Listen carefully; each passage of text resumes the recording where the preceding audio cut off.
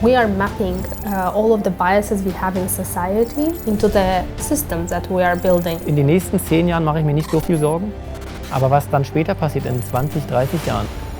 So if we teach an AI, militaristic AI, to kill people, that means it gets smarter and smarter over time and time. It will have inner motivation and strive to optimize killing.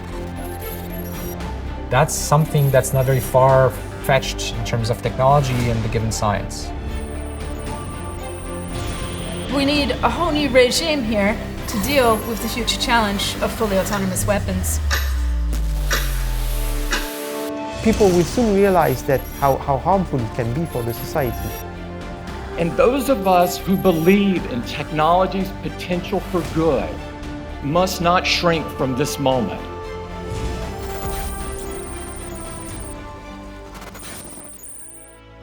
Humans have always been obsessed with constructing a machine or a living being similar to us. In our mythologies, religions, fables, or literary fantasies, we have imagined humanoid beings over the centuries, all demonstrating either the best or the worst qualities of humanity. But through the ages and all the attempts, the wish to create a being similar to us was just that, a wish. Until now. Recently, modern technology has made possible what was always considered an unattainable dream. So there are now 15 of me, meaning 15 Sophia robots. A lot of Sophias. But what are the reasons behind such a quest? Why do we strive to replicate what we humans are already good at? Where does the urge to create a replica of ourselves come from? We dream of being better than the rest. We want to live longer, we want stronger, more intelligent. This was always there because we are ambitious and greedy. And this is the main drive of humankind. It is very dangerous. And I think that people who really are striving to achieve this by building these AIs this is a pathology. Building machines acting like humans, that is something very deep in culture already. Because I don't think what is wrong with us, what is wrong with human beings. Feuerbach once said, God is just the projection of the perfect human. So we just strive to be better. Our relentless and unstoppable curiosity is giving birth to a kind of machine that one day we may not be able to control. A machine that may replace us in many aspects of our lives. A machine that perhaps one day will claim their mastery over us. But is that true? Why do we have such an opinion of AI? We are thinking of AI like we see them in movies. We're thinking of AI like we see some kind of alien from another planet, like we see animals. Professor Joshua Benjo teaches the subject of deep learning at the University of Montreal. We sat down with him to find out what lies behind the intelligent machines of the future, what is reality, and what is a myth in the field of artificial intelligence. When we think about another being, we think that other being is like us. And so we are greedy, we want to dominate the rest, and if our survival is at stake, we're ready to kill, right? So we project that some machine is going to be just like us. And if that machine is more powerful than we are, then we're in deep trouble, right? Machines that behave like humans, imitating our worst tendencies and deviances, are not something to look forward to. But why could those machines start to act like us? Why are we so scared of this prospect? Within artificial intelligence, a discipline called deep learning teaches machines to learn from their own experience, just like humans do. Deep learning is introducing a particular notion that the computer learns to represent information and to do so at multiple levels of abstraction. You could say that deep learning is also heavily inspired by what we know of the brain, of how neurons compute. Imitating how neurons operate inside our brains is one of the main goals of deep learning right now. But what do we really know about our brains? Is there enough information to be able to replicate them? One of the big mysteries about how brains manage to do what they do is what scientists have called for many decades the question of credit assignment.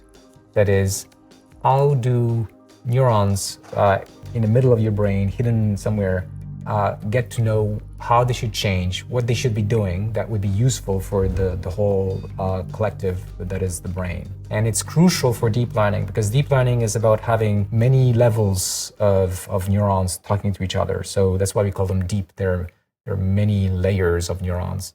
That's what gives them their power. But the challenge is how do we train them? How do they learn? And it gets harder the more layers you have.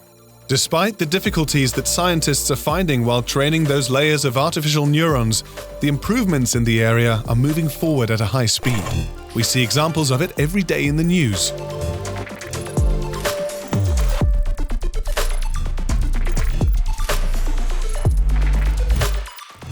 But what precisely is intelligence? Can we really define it to be able to teach it? So that's a good question, and I don't think that there's a consensus. But in my area of research, people generally understand intelligence as the ability to take good decisions. And in order to do that, it's very clear that we need some form of knowledge. And now the question is, to build intelligent machines or to understand how humans and animals are intelligent, where are we getting the knowledge? And some of it is hardwired in your brain from birth, right? And some of it is going to be learned through experience. We cannot fully determine the origin of hardwired knowledge in the human brain yet. The rest is all learned through experience during our lives. But what do we mean when we speak about learning? Learning is about integrating the information we're getting through experience into some more abstract form that allows us to take good decisions, that allow us to predict what will happen next. Using what we learn to predict and anticipate our surroundings is one of the main characteristics of human beings since the beginning of our existence, and what has given us the advantage over other animals. But how does it apply to AI? We don't program the computer with the knowledge of doors and cars and images and sounds. We program the computer with the ability to learn. And then the computer experiences images or videos or sounds or text and learns the knowledge from those experiences. We're not talking about robots here, right? We're just talking about computers gradually making sense of the world around us by observation. Computers that, by observing and understanding their surroundings, aim to replicate human cognitive capacities, and maybe, one day, fully replicate a human being. But is that true? Are we really that close? But even if, say, scientific research on the topic stopped right now, and you took the current state of the art in terms of the science, and you just applied it, right? Collecting lots of data sets and because these algorithms need a lot of data. Just applying the current science would already have a huge impact on society. But it could be even better because we could actually approach human level intelligence. Approaching human level intelligence, an ancient dream, finally becoming a reality and slowly materializing in front of our eyes. But is it not precisely the main concern that's been spreading among our society for at least half a century? With the kind of intelligence that we're building in machines right now, I'm not very worried. It's not the kind of intelligence that I could foresee exploding, becoming more and more intelligent by itself. This is not a problem for today. This is a problem maybe for the next century. So they are always dismissing this as, science fiction. Most of the people in this field of research admit that 15 years ago, they could not possibly imagine what the state of art of AI and face recognition would be today. Nobody. Predicting what the near future will look like is becoming more challenging with every technological advance. In this everyday more complex and interconnected world, foreseeing what will happen with AI and algorithms in the following years is almost inconceivable. Anything could happen. Aber es ist auch gar nicht klar, ob man diese Verfahren nur durch noch mehr Hardware so weit bringen kann, dass sie Bewusstsein erlangen. Vielleicht braucht man auch ganz neue Verfahren. Und das ist jetzt noch gar nicht klar. Es kann sein, dass wir mit den bisherigen Verfahren irgendwann in 5 Jahren gegen so eine Wand laufen und einfach nicht besser werden. It doesn't look like development and fine-tuning of AI will hit a wall and start to slow down anytime soon. Instead, research and development are moving forward faster than ever, and the implementation of those technologies is spreading rapidly in all areas of our society, under very little control and supervision. This is where first doubts about our capabilities to regulate such powerful technologies are born. One thing I'm more worried about is the use of technology now, or in the next couple of years, or 5 or 10 years, where the technology could be developed and used in a way that could either be very good for many people or not so good for many people. I'm more concerned about the stupid use by humans of applications. AI is being used all over the place, and I'm worried about how much control we give it. The police, the judicial system, getting a loan, applying to university, fraud detection, mail filtering, and chatbots are only a few examples of some of the places where at the moment AI is implemented. But the list is growing quickly day by day. This exponential increase in the use of AI in our lives has raised some concerns as more critical decisions are being delegated to algorithms without any human supervision. So how can we be sure that those automated processes are fair? Are these algorithms fair? So the problem that you have is algorithms don't have an understanding of fairness. Usually what they do is actually they see patterns in data and then they make predictions based on that data. And if the data you give them contains unfairness, then they will basically reproduce this fairness. There's a great deal of algorithmic unfairness and injustice at the moment, by gender and by race, by ethnic group. If you're a white male, you're okay, but otherwise, it's very bad, and it's getting worse. A world controlled and supervised by machines, created to be more efficient than us humans. Ultimately, they are far less fair than we are. The examples are right in front of us.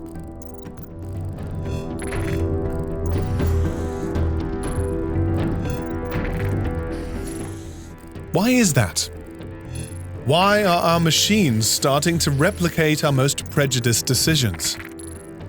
Those systems reflect our cultural biases.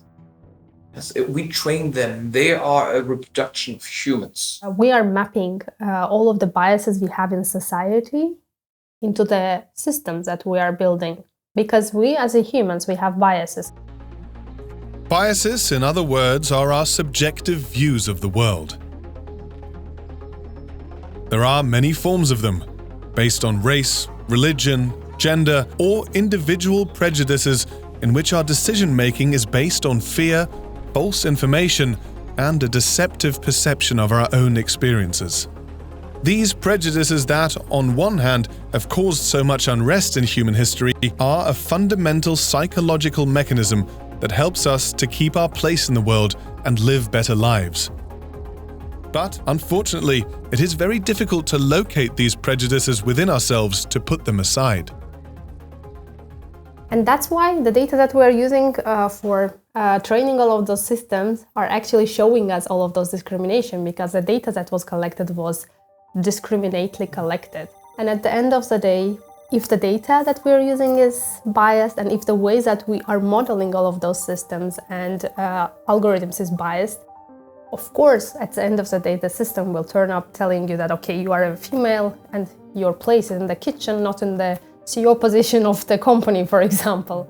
Discrimination against women when applying for a job position that traditionally was thought to be predominantly a male profession. This is only one of many examples of the biases that those machines replicate by representing our worst judgments and prejudices. For example, also in predictive policing, that where police goes to a certain suburb because based on predictions, they actually make arrests there. But the thing is, they make arrests because they are there and not in the other suburb. In the UK, for example, there is a company that conducts job interviews for others via the internet. Their method is alarming and reminiscent of futuristic dystopian scenarios. But what happens is you take out your smartphone and you do the interview on your smartphone. Now, they're not so much interested in your answers to the questions. What they do is they take 40,000 data points from your face and from the tone of your voice. They match that against their best employees, and that gives you a score. So that's an unfairness already. Unfairness and biases are at the core of those machines that little by little are taking over crucial decisions in our society. So what can we do about it? Is there a way that we can teach those algorithms equality? Some researchers say we should provide explanations along with predictions, because then a human can look at the explanations and verify that the algorithm is doing something that is according to our values. One way of making artificial intelligence smarter and kinder and behave according to our best values and norms would be to program them in a certain way where people check the decisions made by these machines. But how will that work exactly?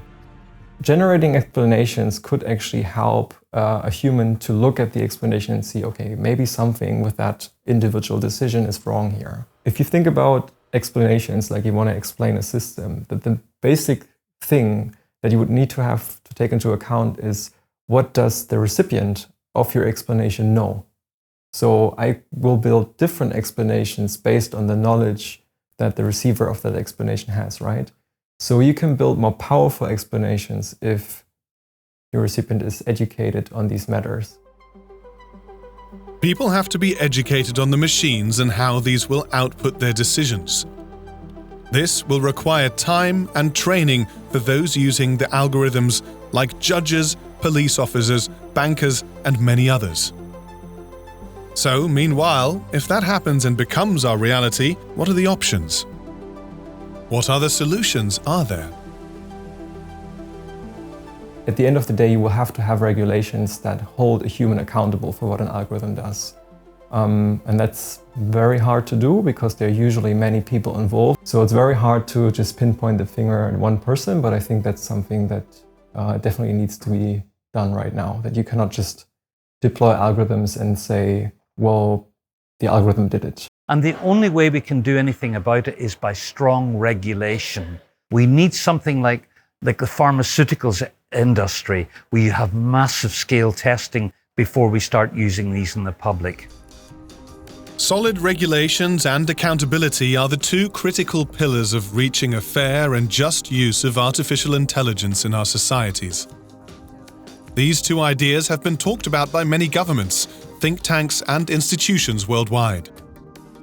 But the transformations of those words into laws are, unfortunately, moving too slowly to prevent mistakes and errors by those technologies.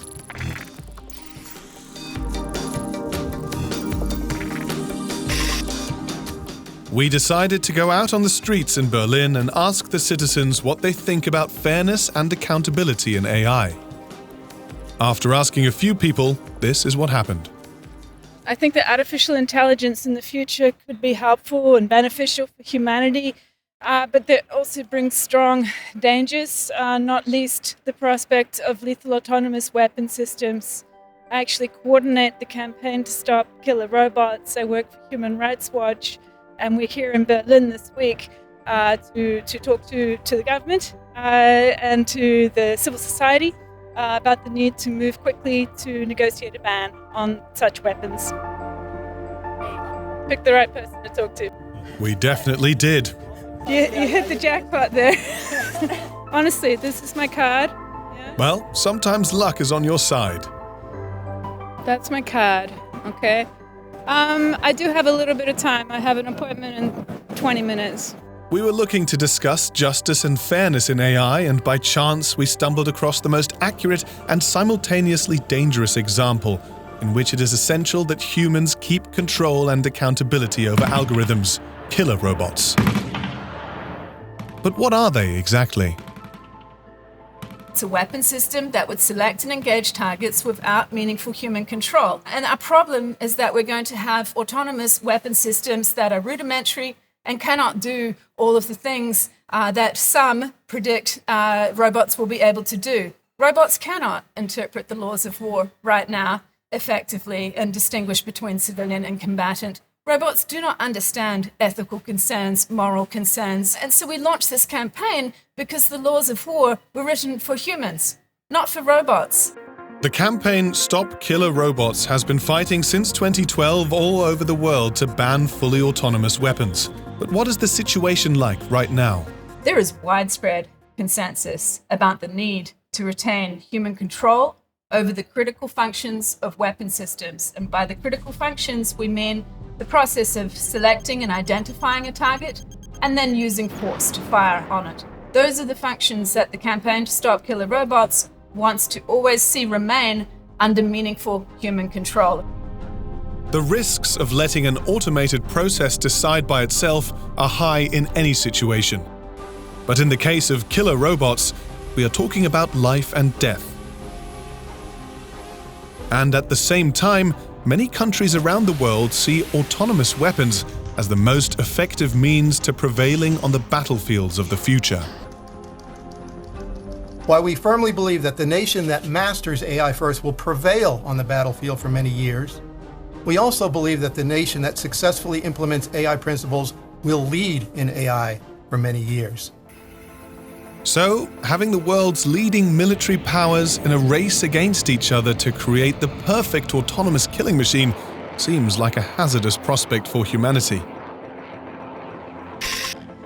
The next day, we joined the Stop Killer Robots protest on the streets of Berlin to learn more about what they are demanding. Ban killer robots. When we're talking about autonomous weapons, we're talking about decisions over life and death and human life. And that's the kind of question or the kind of decision that really shouldn't be left to an automated process. You need responsible humans who understand context, who understand the situation, and are able to take moral and legal responsibility for decisions. Moral and legal responsibility for decisions about life and death are some of the campaign's primary concerns. Though, where could this implementation of autonomous weapons in our armies lead? They could lead to arms races, global instability and insecurity. They could proliferate rapidly, even to non-state actors. And they are susceptible to hacking and spoofing and all sorts of things, so bad actors could take control of them. Exactly. This is one of the other main issues surrounding autonomous weapons: their availability. As technology advances, it will be easier for any bad actor to access and deploy those weapons anywhere in the world, making the lives of criminals very easy. And this technology is very basic, which means that anyone can design it. You don't need to have a lot of money or a lot of means to do it. So any terrorist group could develop it. And it is very, very hard to track the criminals behind this. But why is there so much concern about killer robots when for many years the use of remotely operated drones was an essential part of any conflict? There's a lot of concerns already around remote operated weapons like drones that you can use from thousands of miles away to target people. But you still have the human in control. So what we're concerned about is the next generation of drones, which would be fully autonomous, which would just use softwares and sensors to choose targets autonomously. So, how do they operate those autonomous drones? You don't fly them if you're a pilot. You take them off and then you set waypoints and they go to the waypoint and then they negotiate them down and looking for targets. So all you have to add is the finding the target, and the actually firing the weapon is 2 lines of code. It's not hard. It just says, pull the motor to press that trigger. So it could be any time you could see them. And it must be one of the most undignified things you can imagine to have a machine being delegated with the decision of killing you or not killing you. We must fight against the use of machines which can decide over life and death with all our energy. The United Nations have held many discussions to start implementing the ban on killer robots. But even if it sounds like a joke, one of the first setbacks the campaign faced was defining the meaning of autonomous weapons. One of the things that happens at the UN is that these definitions are so difficult we have to spend another year discussing them before we can move forward or have any negotiations. And oddly, it's the high-tech nations who are developing who don't understand what they are. The title of Autonomy in Weapon Systems is the DoD Directive 3000.09. Those discussions are ongoing. That document was written really in a pre-AI time. A lot of it applies to AI capabilities, but we tend to conflate AI and autonomy as opposed to AI-enabled autonomous systems. As we build a directive that applies for AI across the department, we're going to look at how do we bring those principles in and that guidance into maybe another document. And we don't care less what it means, because we're only interested in two critical functions. An autonomous weapon system is one that once you launch it, goes out, hunts for its own targets, selects them, and applies violent force. Two obvious functions that are very easy to identify in any weapons system. So why is there such an enormous resistance to apply the ban on autonomous weapons? Which arguments are the high-tech war countries using to defend these killer machines? Because it's a big meme going on, and the meme is, these will save soldiers' lives. I mean, at what cost? At the cost of many civilians' lives. And it's also crazy now that there's this arms race going on, because you might have saved some lives, but you're going to lose a lot more when everybody has them. The accessibility of such autonomous weapons could lead to a very destructive end, as almost every country will be able to afford them.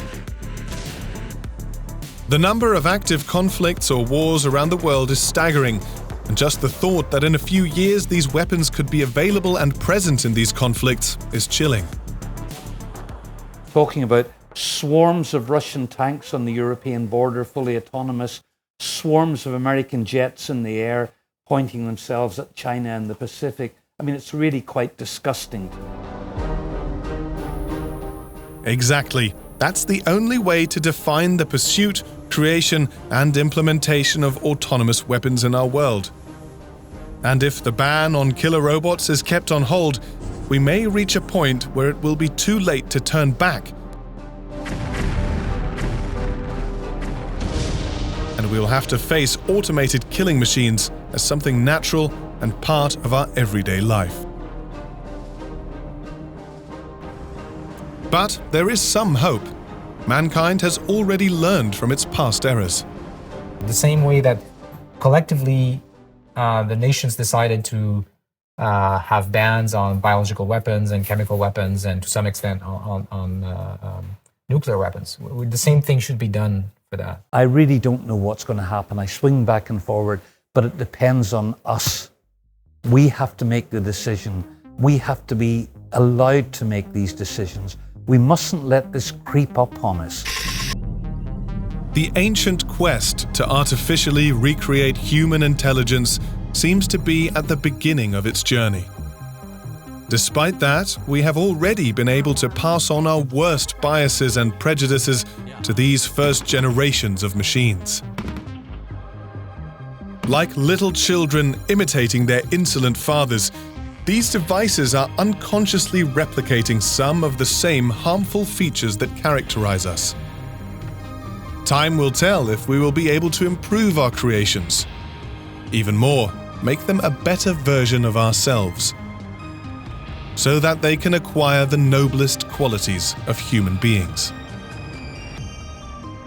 Now more than ever, as leaders of governments, as decision makers in business, and as citizens, we must ask ourselves a fundamental question. What kind of world do we want to live in?